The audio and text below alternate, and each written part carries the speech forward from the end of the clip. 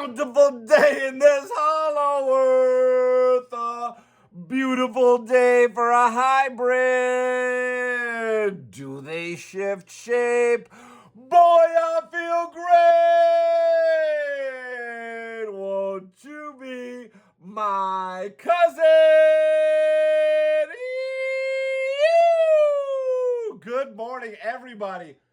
All around this holographic multiverse.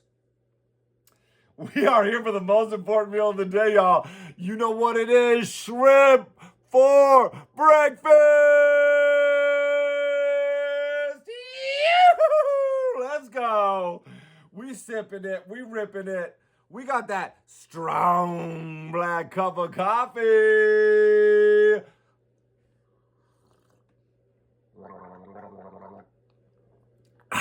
Oh, that's what I need.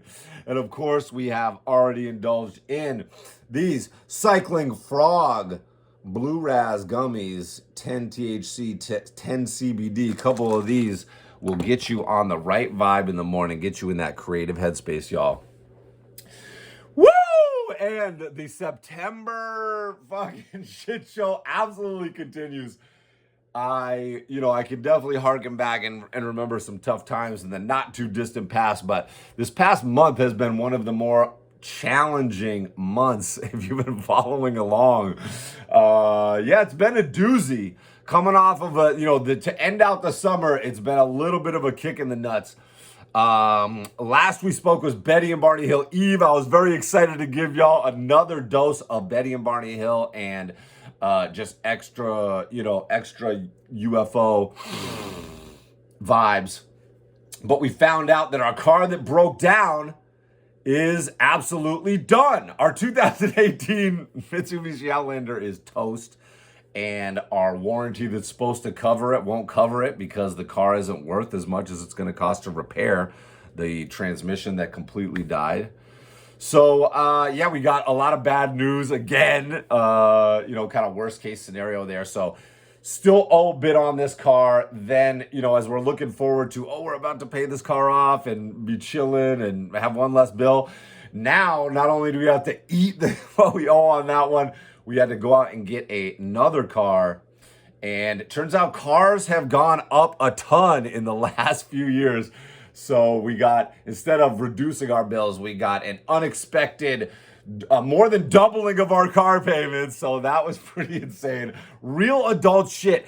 Life is pounding me on the head with these lessons that I do need to pay a little bit more attention to the adult, like being an organized adult. And this transmission dying really wasn't a negligent thing on our part.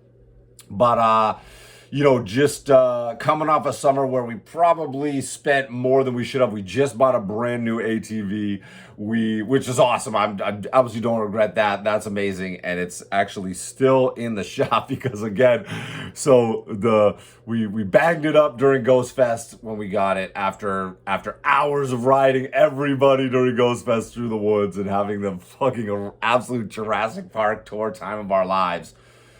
We did catch a stump to an axle, busted it off. Had to wait a couple weeks for the insurance adjuster to come check it out at the repair shop because of all the flooding that's happened in Vermont. There's so many claims out there, so it took them a couple weeks. And then it's taken them over a month to get the parts that we needed. For whatever reason, these parts are just on back order. There's all these weird still like supply chains still haven't been the same since COVID. And should be finally week after next we get the ATV back, but we just dropped a chunk of change on the ATV, and then somehow last month we really lived it up and really indulged, and dropped a lot of coin just on kind of incidental stuff, back to school stuff, going out to eat, having a good time, going to the beach, getting snacks, all this stuff, the stuff you do, but bam, money can just fly out the door, and then all of a sudden, of course, just when you want it the least and expect it the least, ba-bam! Fucking Mother Nature comes in and decides she's got other plans for you, The universe has other plans. And, the harder the harder that hit is like, you gotta look really hard for, number one, the things you're grateful for, right? Like after these hit after hit of things that you just don't want to have happen to you, especially in a row in succession in your life, still just being able to step back and go like, wow, like, we live the absolute dream life. We live in our own dream forest. The kids are happy and healthy. Me and Athena are soulmates. We're in love. I get to spend the best years of my life with my soulmate. Like, our life is so good. So I've been really focused on all the gratitude, and then just learning that lesson that need to definitely be more fiscally responsible. We make a good amount of money, but it's also easy to kind of let the stuff that could go into savings kind of slip through the cracks, especially when you have kids and you're just out there living life, especially coming off the summer, you're out and about, you're going on adventures, you're going on vacations, you're going on trips, right? I mean, it's a balance, because you can't just be the people that never do anything, never go anywhere, don't live life, right? Just as a human, you got to live, you got to enjoy. It's not just about living for the future, planning for the future. It's about having a great day today and hopefully setting yourself up for an even better day tomorrow, right? That's the name of the game. So we do need to get a little bit better at like banking up the savings and just looking at our bills and like checking in with our bank accounts, seeing how much is going out the door. Some of y'all can probably relate to this, I'm sure, especially in that ADHD stoner artist crowd that we have. The not everybody is everything, but y'all probably one of them, right? Let's be real. We're probably not the most like organized, fiscally responsible people. I know that creative divergent thinking is really the opposite of the detail-oriented divergent step A to B to C. And especially for the stoner crew out there, that is definitely like, you have to specifically set aside time to really cross your T's and dot your I's, because it can, when you're just in that dreamy vibe and cruising on that creative highway, it's really easy to tune out some of those more little details. And I think this probably resonates with artists that have a hard time making a business of their art. I think probably, as far as artists goes, I'm probably a little bit more on the business-minded, organized side about stuff. And I think that's been one of the things that is really, I can do it just enough, right? I can do it just enough to run my own business and make it work, right? Make that, put that money in the bank and pay the bills and build it up. But I know a lot of artists are very intimidated by the idea of how much do I charge? How do I build a business? How do I talk to clients? This and this and that. So, don't be afraid to lean into the things you're not good at.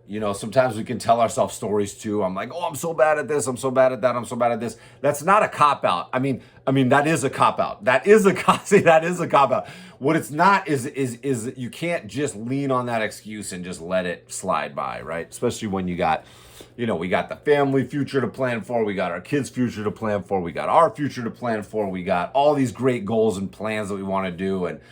And the more decades you get into, the more you realize how quickly things can just, you're like, oh yeah, we're going to do that. We're going to do this. And you go, holy shit, man, it's been 5 years already. We didn't even get to that yet, But that's why I'm really hyped we got the ATV, because we've been talking about that literally forever. We had a busted ass, old ass six-wheeler, amphibious six-wheeler, the Landshark, that some of you may be lucky enough to have experienced or know about. And we had that in our first cabin, and then here. And but it really was never reliable, dependable, really more time working on it and broken than riding it around. So getting a brand new Polaris Ranger is just an absolute dream, and things have been going so well right up until they weren't in September. Yeah, it was really nice. So I'm glad we got that, because also now with this extra payment, we wouldn't have been able to do that. So sometimes you're like, oh, well, we're going to do it in a minute. And then like all of a sudden life swoops in and steals that away from you. Like we were this close to paying off the fucking mortgage for our property we could have done it and we didn't, and this money got allocated elsewhere already, and I'm like, fuck. So, woo, it's a whirlwind. My head is really still spinning. I'm still working through this COVID too, so honestly, maybe you can tell. I don't even know up from down. I don't even know fucking right from wrong. I'm about to go out and rob a fucking bank. Someone send me a fucking Bitcoin quick. Because, we're doing good. As always, we are doing good. And these things make you rise to the occasion, right? Not only being more fiscally responsible, this is really making me realize the other things that I can be doing. The other, parts of my business that I have been neglecting, such as the podcast, right? I think we really need to bring back the podcast, bring that back in the mix.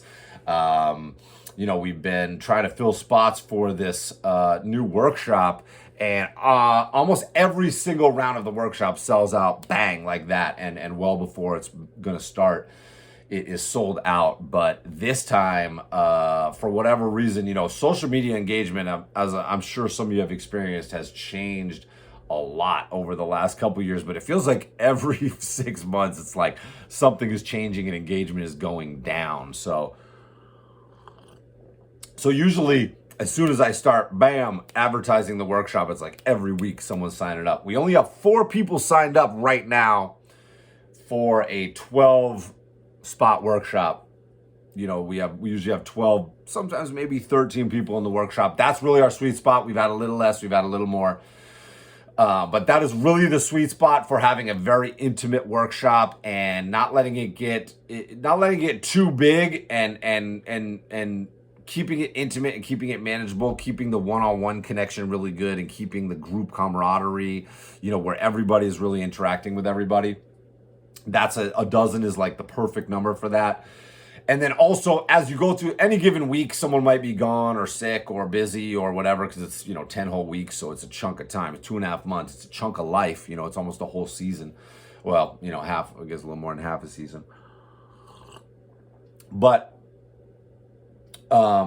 if it's too few people, one time it was short for whatever reason, and I think we did it with like 7 or 8 people or something. And by the end, a lot of times, a couple people have kind of, usually within the group have, they're not participating as much. And, usually we lose a couple people, and then usually they'll rally and come back. But, there's parts of the workshop where sometimes it gets a little thin. And if it's a full workshop, it's great, because that you don't really feel it. There's still the majority of the group there. There's always different tiers. It's usually like a quarter of the people are highly motivated, highly productive. Then there's a tier below that where people are pretty motivated, pretty productive. Tier below that where, 3 people are, not quite very productive and motivated. And then, maybe a couple people that, really, are struggling to keep the focus to do a weekly assignment, So yeah, that's the sweet spot. So hopefully we will be able to fill it. But yeah, I think the changing social media dynamics, but I can't use that as an excuse. Again, that means that I have to be doing different things, right? Sometimes you show up, you expect one thing to work, and all of a sudden, bang, oh shit. Now all of a sudden, fucking nobody's seeing this shit, So it's like, I don't know. I gotta get naked on the toilet again, I think. The 20K, the 20K video fucking action. You're about to see your boy naked on the toilet every single day until that stops working, maybe. But yeah, it's a crazy game out there. Everything's evolving so fast. I mean, I know it's probably intimidating for people that are just trying to come up right now. Artists out there that are like, how do I make an impact? How do I do anything? How do I get any traction, right? It must feel crazy. But the answer is just to stick with it, really, to just get creative, have fun with it, think about what am I not seeing, what are other people not doing, and where does that come organically for me, and how can I have fun with that, right? That's where I'm always thinking. So now I'm about to kind of go back to the drawing board a little bit and crank that up. We're going to get the podcast going again. We're going to get some more fun, creative videos dropping again. And, it's always crazy too, because I have so much freaking work on my desk. I've always wanted to do the podcast. I've always been really itching to do the podcast, to bring it back again. it's something that I enjoy so much, and I get a little bit of dose of that doing these videos. The Shrimp for Breakfast videos have been a nice like little dip in that pool, but nothing like the workshop, nothing like connecting with the homies. I'm really hankering to catch up with a lot of the homies, so I feel like life is really knocking on the door telling me, yo, let's get this podcast back in full effect. So hopefully we'll get that going maybe even this week. We got to check in with my man Bark in the Philippines. I've been really itching. This guy is on fire right now. My boy is on fire out in the Philippines. And if you haven't been checking his stuff, check it out, because this boy is just, he has reinvented himself over there. And really not even reinvented, but what he was messing around with here in Jersey is just absolutely exploding. It seems like, from a viewer's perspective. I got to catch up with my boy. Have not talked to him in a dog's age. So shout out. There's so many homies, like, it's crazy because I have so many good friends, so many art homies, so many people that I'm so bonded with, and I think about them all the time, even when I'm not in contact with them all the time. So shout out to all the homies, shout out to all the alumni, shout out to all the workshoppers, shout out to all the freaking Ghost Scouts, shout out to all the high school homies, the Pratt homies, the Adventure Time homies, the Cartoon Network homies, all the homies, all the hip hop homies. What up, AWOL? What up, Vector? What up? What up, MF Doom? Where you at, dog?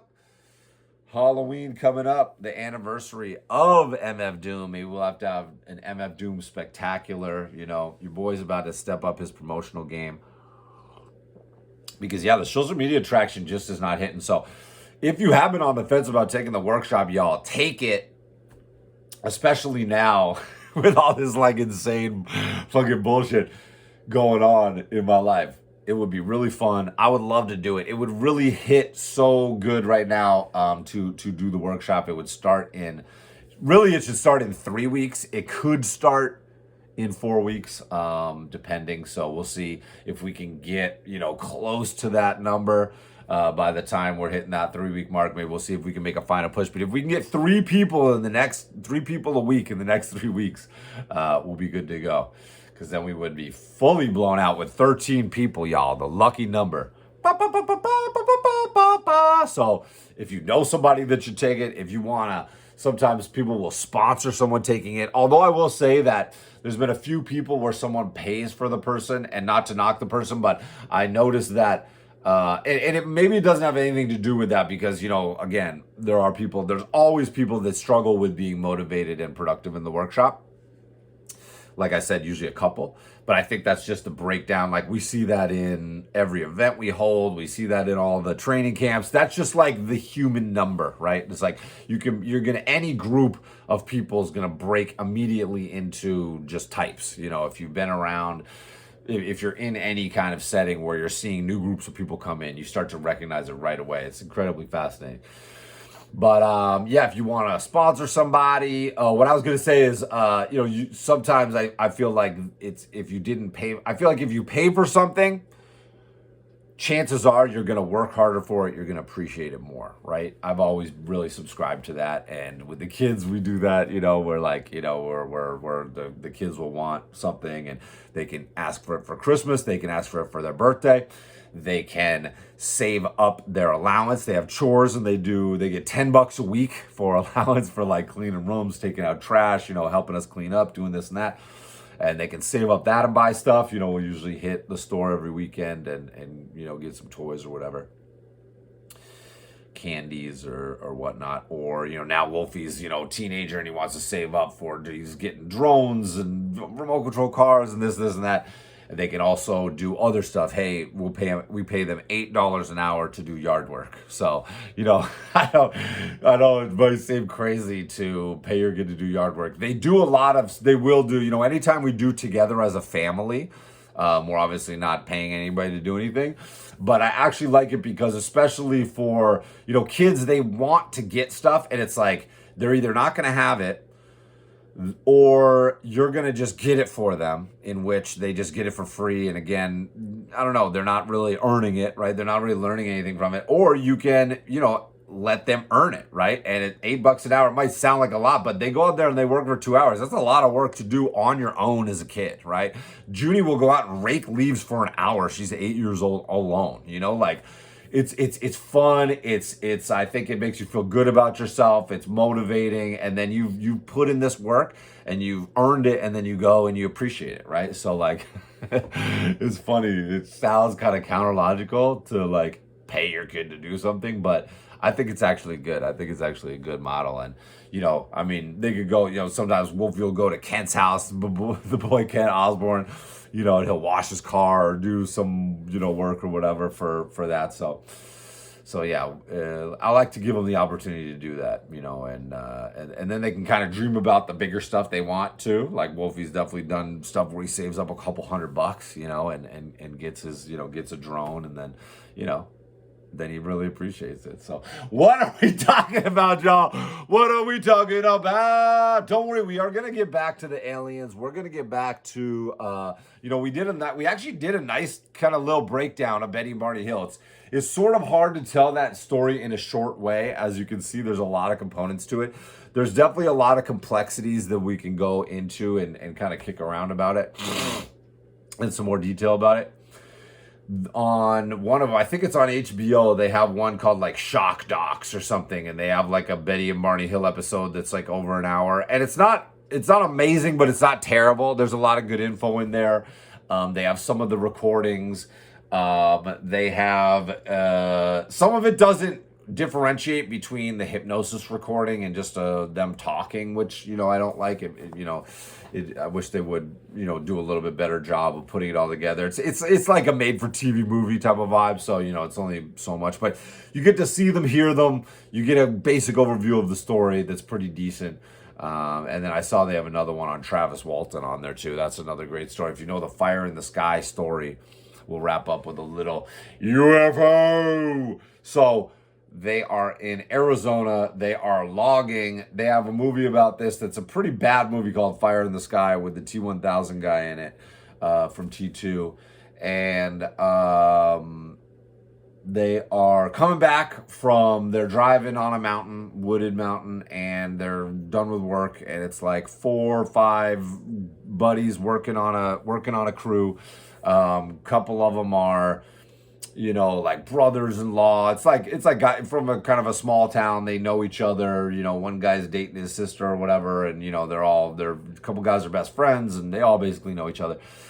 Coming back from logging, and they see a bright light in this clearing as they're driving by. They stop. There's a UFO there. Travis Walton is immediately compelled or excited enough to jump out of the vehicle even as it's still moving, as they're like, holy shit, that's a fucking spaceship. He kind of just jumps out of the vehicle as they're slowing down, runs over, looks up at it. It starts making a noise. A beam of light comes down and fucking is moving around, and it hits Travis Walton in the chest, sends him fucking flying 15 feet through the air. His friends are like, they're, as he's running out, they're like, Travis, what the fuck, let's go. They're trying to get the fuck out of there. I mean, imagine being in the truck and your friend jumps out and you're just like, oh my, what the fuck is going on? So he gets zapped, he goes flying. They fucking panic, they take off. As they're taking off, they're looking back, they're seeing if it's chasing them. They pull over, they're like, what the fuck? And I forget if it's while they're still driving or when they pull over, but they see this bright light go off into the fucking space. And they pull over. They're like, fuck, we gotta go. We can't leave Travis there. We gotta go back.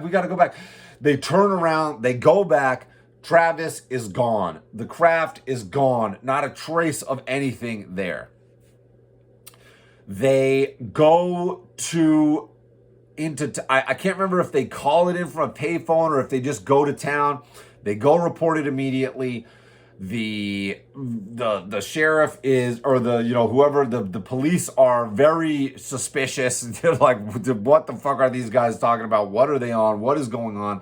they're wondering if these guys, if there was an accident, maybe they murdered him. They're clearly very scared and shaken up, but what are they exactly so shaken up about? It's pretty hard to swallow that a craft just came on and blasted your guy, and then you took off and come back and he's gone, right? That's a pretty wild story to hear as a law enforcement official. So they call in the sheriff. Sheriff comes. They go to the site, search the site with a couple. I think they send a couple of the guys home. They search the area with a couple of the guys, and come back. And then, I'm not quite sure the exact chain of events, but all the guys take lie detector tests. All the guys are, of course, police procedure to, if you've ever been arrested, they interview everyone individually, right? When me and my friends got picked up with drugs in the car, we get arrested, they interview everybody individually. And in our case, they're, lying to you, telling you what your friends said and this and that, and trying to catch you, to take the blame for whatever. So I don't know. I can't remember the details of how these interrogations go down, but, they're really grilling these guys. And I think the sheriff is very skeptical of it. They really think that something happened, that someone murdered him and that the body is somewhere and this and that. A few days go by, and these guys are really under suspicion. It's really every day that goes by, these guys more and more, everybody in the town is just really doesn't know what to think. Even some of these guys, like families, are like, they don't know what to think about this story, right? It's a real theme of this, and this thread goes through the Betty and Barney Hill story as well, is people really struggle with the reactions to their story, right? And I get this from when me and Wolfie saw our craft in the sky, whatever it is that we saw. And you tell people about it, people just get this funny look on their face. And even if you can tell they might be considering it, the only people that really get it are the people that have seen something too. And the more I talked about what me and Wolfie saw, the more people that we even just know, friends that I see all the time that I hadn't talked to about this, and some, even though I'm the UFO guy, they hadn't talked to me about this. And, they start talking about their stories, and so they get it because they get that crazy sense of awe and wonder and strangeness and weirdness and otherness and non-logicalness, high strangeness. And also they know that, when you tell somebody, they get that weird look on their face. They get that kind of glazed look. They get that like, yeah, okay, did you see that? Or, you think you saw that. It's that kind of a vibe. And I totally get it, right? I mean, I've definitely heard people tell me stories and been like, okay, like, well, maybe that happened. Especially kids. Kids will tell you some insane stories and you're just like, okay. Like my kids will come back and be like, blah, blah, this happened, and this kid hit this kid with a bat. And you're just like, well, okay, wow, that sounds crazy. And then it's like, you hear the story later and it's a little different. It's like, oh, he threw his stick at him and, he missed him. But so eventually Travis returns. And he is dropped off naked on a road. And he goes to a payphone, and I think he calls his wife or his mom or his girlfriend or something, and the police get him, and whatever. He shares he shares that he was awake, he was on a craft, he had a medical examination, he left the medical examining room and started wandering around the craft, and he went into a kind of control room where he could see the universe like through this wall, like a clear wall windshield type of a vibe. He could see outside, and there was these different controls and chairs and stuff, but they were different. And then some human looking characters come in and talk to him and kind of try to calm him down. And I think he might even kind of try to tussle with him. I can't remember. I got to refresh I didn't watch this whole doc. I've listened. There's a really good doc called Travis on something else, maybe Prime, that is like it's like him now talking about it. But he shares his story. His friends, are exonerated because he's back and nothing's happened to him. And, this is a very, very juicy story too. Check it out. I mean, I can relay these stories to you, but there's nothing like diving into them and letting it get in your brain. I mean, you're either going to just not be interested in this shit, or it's really going to you're going to catch the bug. And especially if you're a curious person, open your mind, because, I have gone down an incredible journey of really seeing this phenomenon as more of a straightforward, literal trope, stereotype type of thing, where it's like these green dudes in a saucer, and there's so much more to it than that. And there's a lot to learn about the human psyche, human nature, human reality, other dimensions, other creatures and entities and life forms and intelligences and wavelengths that we share existence with,